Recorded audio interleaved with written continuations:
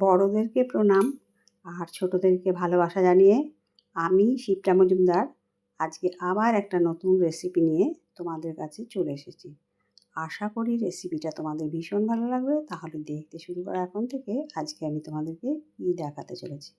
দেখো বন্ধুরা, আমি এখানে একটা আলু নিয়ে প্রথমে খোসা ছাড়িয়ে নিয়েছি। এবার আলুটা কেমন করে কাটছি সেটাই তোমাদেরকে দেখাচ্ছি। একটু আড়ের দিকে একটু মোটা মোটা করে আলুটাকে গোলাকার করে কেটে নিচ্ছি। যেমন করে ফ্রেঞ্চ ফ্রাই কাটা হয় ঠিক সেই রকম করে আমি কেটে নিলাম। এরপরে লম্বার দিকে একটু মোটা মোটা করে কেটে নিচ্ছি। ফ্রেঞ্চ ফ্রাই মতন পুরোটাই কেটে নিচ্ছি। দেখো আলুটা কাটা হয়ে গেছে। একটা বাটির মধ্যে আমি তুলে রেখে দিলাম। এরপরে আমি নিয়ে নিচ্ছি কতগুলো বিনসগুলো আমি ধুয়ে পরিষ্কার করে নিয়ে এসেছি। এইটা দিয়ে আজকে একটা ভীষণ সুন্দর রেসিপি তোমাদেরকে তৈরি করে দেখাবো। বিনসের সামনের দিকটা আর পিছনের দিকটা বোটার অংশগুলো কেটে বাদ দিয়ে দিলাম। দিয়ে এবারে মাঝারি সাইজ করে কেটে নিচ্ছি। এরকম করে পুরো বিনসটা আমি কেটে নেব। আজকে যে রেসিপিটা তৈরি করে দেখাবো সেটা ভাত, রুটি, লুচি, পরোটা সমস্ত কিছুর সাথে খেতে কিন্তু ভীষণ ভালো লাগে। দেখো পুরোটাই আমার কাটা হয়ে গেছে। ঠিক এরকম সাইজ করে কেটে নিয়েছি। এগুলোকেও আমি একটা বাটির মধ্যে তুলে রেখেছি। দেখো এবার একটা প্লেটের মধ্যে আলুগুলোকে ধুয়ে নিয়ে এসে রেখেছি, আর বিনসগুলো তো আগেই ধুয়ে রেখেছিলাম। যাই হোক, এবার একটা কড়াই চাপিয়ে দিয়েছি গ্যাসের ওভেনে। এখানে আমি পরিমাণ মতো সর্ষের তেল দিয়ে দিলাম, প্রায় 2 থেকে 3 চামচের মতন। তেলটা দেখো একটুখানি গরম হতে আমি একটা শুকনো লঙ্কা ফোড়ন দিয়ে দিলাম, আর দিয়ে দিচ্ছি 1 চামচের মতন জিরেটা শুকনো লঙ্কাটা ভালো মতন করে ভেজে নেব। খুন্তি দিয়ে বেশ কিছুক্ষণ নাড়িয়ে চাড়িয়ে নিলাম। এরপরে আমি কেটে রাখা আলুগুলোকে ওই তেলের মধ্যে দিয়ে দিলাম। সম্পূর্ণটা দেখো আমার দেয়া হয়ে গেল। এবারে ভালো মতন করে নাড়িয়ে চাড়িয়ে নিলাম। আজকে আমি বিনস আর আলু দিয়ে একটা ভীষণ সুন্দর ভাজা রেসিপি তোমাদেরকে তৈরি করে দেখাবো। ভাজা তো আমরা বিনস আলু অনেক রকম করেই খাই, কিন্তু আজকে যে ভাজাটা করব সেটা খেতে ভীষণ ভালো লাগে। এবার দেখো বিনসগুলো পুরোটাই দিয়ে ভালো মতন করে খুন্তির সাহায্যে নাড়িয়ে চাড়িয়ে এটাকে কিছুক্ষণ নেড়ে চেড়ে নিলাম। তারপরে একটা ঢাকনা চাপা দিয়ে রাখছি। ঢাকনা চাপাটা 3-4 মিনিট থাকবে। তারপরে আমি ঢাকনা চাপাটা খুলে আবার নাড়িয়ে চাড়িয়ে দিচ্ছি। এইভাবে বিনস বা আলু থেকে যে জলটা বেরোবে সেই দিয়েই কিন্তু এটা খুব সুন্দর ভাজা হয়ে যাবে। আর আমরা তো জানি ঢাকনা চাপা দিয়ে রান্না করলে খুব সহজেই রান্নাটা তাড়াতাড়ি হয়েও যায় আর খুব সুন্দর সেদ্ধ হয়ে যায়। যাই হোক, এর মধ্যে আমি 1/2 চামচের একটু বেশি লবণ দিলাম আর 1/2 চামচের মতন হলুদ দিলাম। লবণ আর হলুদ দিয়ে বিনস আর আলুটাকে সুন্দর করে নাড়িয়ে চাড়িয়ে আর একটুক্ষণ সময় ভেজে নেব।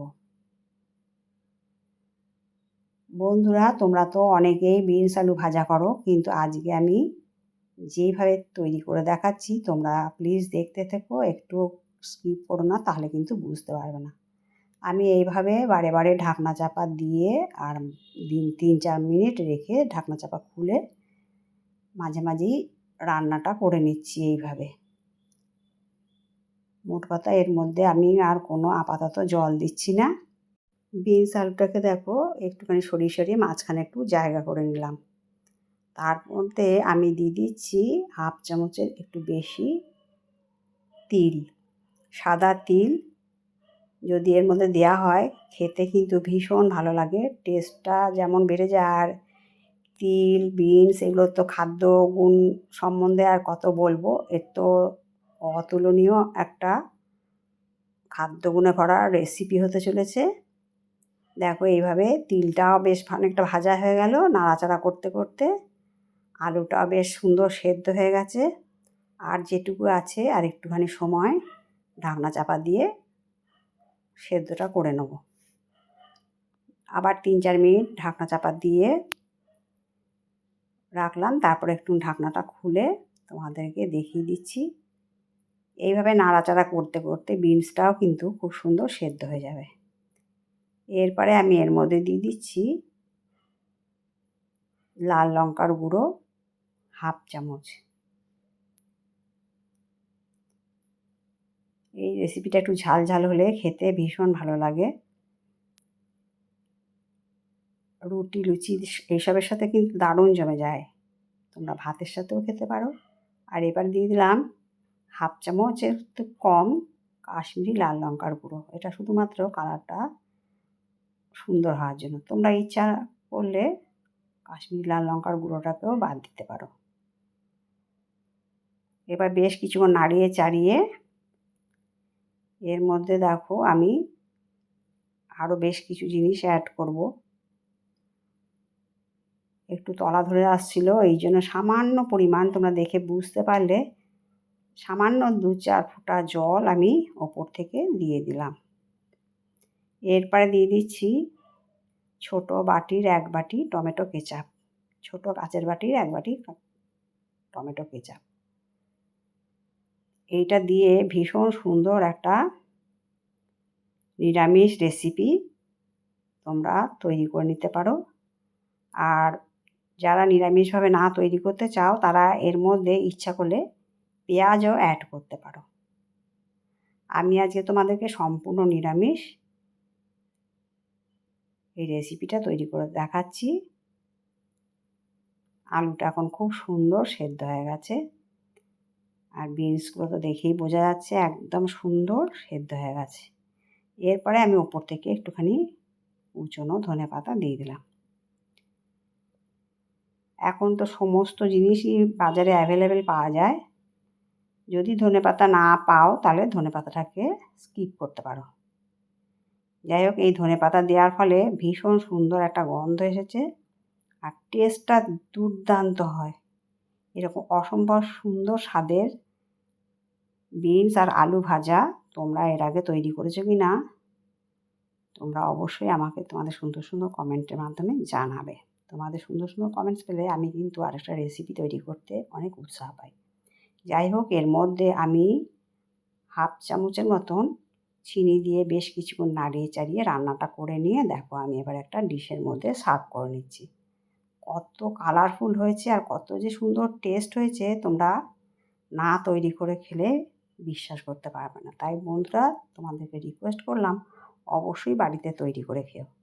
আর যদি কোনো নতুন বন্ধু এসে থাকো অবশ্যই বেল বাটনটা অন করে দিও, তাহলে সমস্ত নোটিফিকেশান তোমাদের কাছে পৌঁছে যাবে। আমার চ্যানেলে এরকম সুন্দর সুন্দর সহজ সরল রেসিপি অনেক আছে, ইচ্ছা করলে তোমরা একটুখানি ঘুরে যেতে পারো। দেখো কত সুন্দর দেখতে লাগছে। আমি সার্ভ করে দিয়েছি। আমার যত কাছের দূরের বন্ধু আছো তোমরা আমার প্রাণ ভরা ভালোবাসা নিও। তাহলে বন্ধুরা আজ এই পর্যন্ত রাখি। অন্য কোনো দিন অন্য কোনো রেসিপিতে আবার দেখা হবে, কেমন? টাটা।